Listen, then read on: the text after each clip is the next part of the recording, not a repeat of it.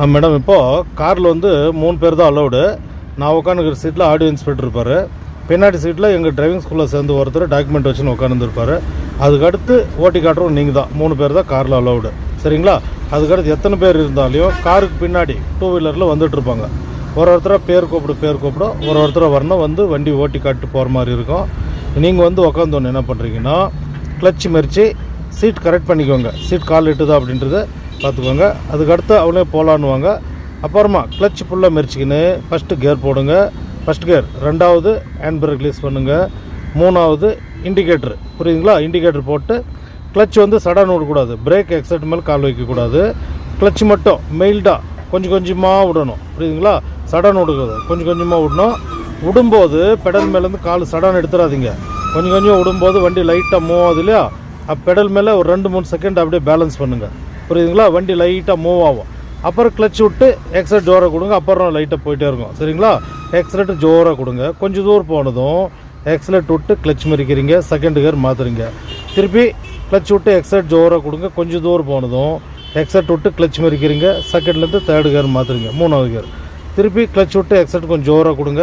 கொஞ்சம் முன்னாடி போனதும் எக்ஸைட் விட்டு கிளச் மறிக்கிறீங்க. 4வது கியர் 4th கியர் மாற்றுறீங்க. 4th கியர் மாற்றினோடனே போதும், அவங்க அதுக்குள்ளே போதுன்னுடுவாங்க. இங்கே எங்கே சொல்கிறாங்களோ லெஃப்ட்டுக்கு வந்துடுங்க. அப்படியே புரியுதுங்களா?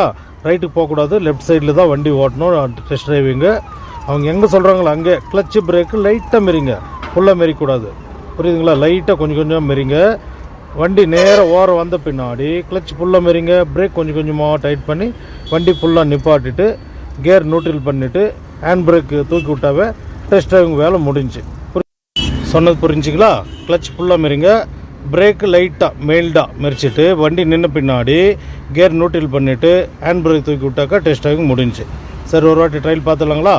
ஓகே. கிளச் பிரேக் 2 மெரிங்க. ஃபஸ்ட் கியர் போடுங்க. ஹேண்ட் பிரேக் ரிலீஸ் பண்ணுங்கள். ஓகே. ரைட் இண்டிகேட் போட்டு கிளச்சு ஃபஸ்ட்டு பிரேக் விட்டுருங்க. கிளச் கொஞ்சம் கொஞ்சமாக விடுங்க. அப்படியே மெயிட்டாக அப்படியே ரைட்டுக்கு இழுங்க. அப்படியே மெதுவாக அப்படியே ரைட்டு இழுங்க. முன்னாடி வந்து கொடுங்க. எக்ஸைட் கொடுங்க. அப்படியே எக்ஸைட் கொடுங்க. ஸ்டடி பண்ணிக்கோங்க. Second gear. ஓகே. கிளச் விட்டு எக்ஸைட் கொடுங்க. ஜோரா போலாம் போங்க. ஓகே. எக்ஸைட் விட்டு கிளச் மறிங்க, மாற்றுங்க. ஓகே. டன். ஓகே. போகும்போது லெஃப்ட் சைடில் தான் போகணும். டெஸ்ட் டிரைவிங் ரைட்டில் போகக்கூடாது. ஓகே. கொடுங்க. எக்ஸைட் நல்லா கொடுங்க. ஓகே. கிளச் மறிங்க. லைட்டாக அப்படியே லெஃப்ட்டுக்கு வாங்க.